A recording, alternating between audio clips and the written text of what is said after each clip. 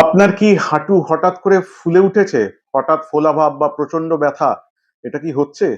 হতে পারে সংক্রমণজনিত হাঁটুর সাইনোভাইটিস বা ইনফেক্টিভ নি সাইনোভাইটিস।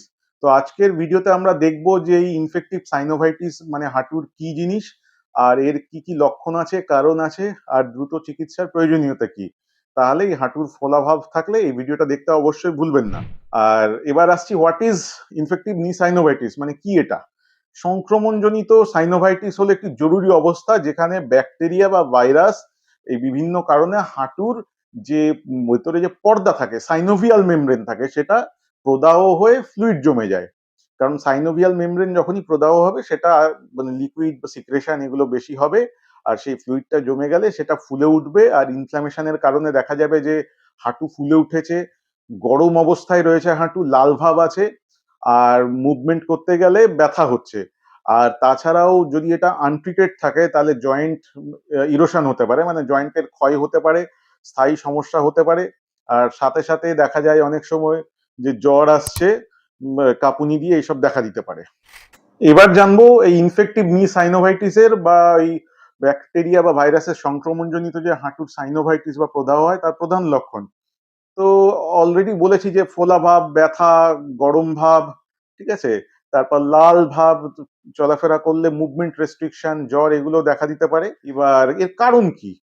ব্যাকটেরিয়ার সংক্রমণ, যেরকম স্ট্রেপ্টোকক্কাস, স্ট্যাফাইলোকক্কাস, এরকম আরো নানা রকম ব্যাকটেরিয়া আছে, সেই ব্যাকটেরিয়া সংক্রমণ হলে এরকম ব্যথা হতে পারে।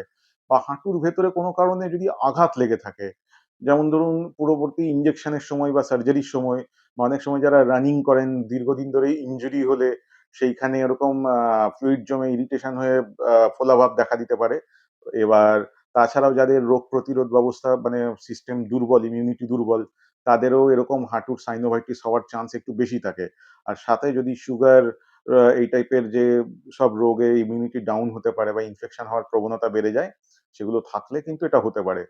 আর রিউমাটোলজিক্যাল কন্ডিশনে অনেক সময় হাঁটু ফোলে, সেটার সাথে এইটা একটু আলাদা, কারণ এটা ইনফেকশনের জন্য হয়।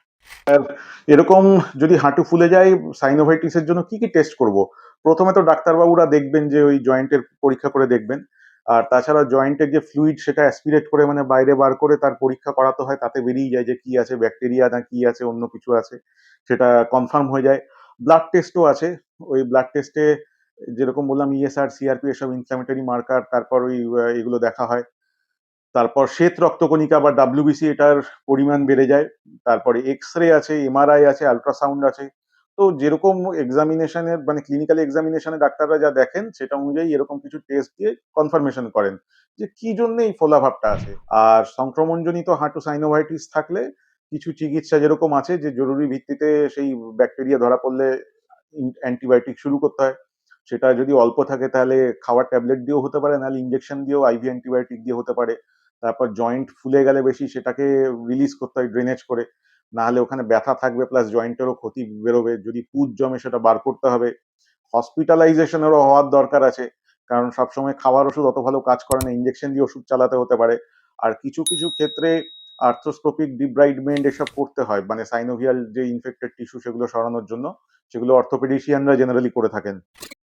তাহলে জানলেন যে এই সেপটিক সাইনোভাইটিস হলে বা জয়েন্ট মুভমেন্ট রেস্ট্রিকশন হতে পারে।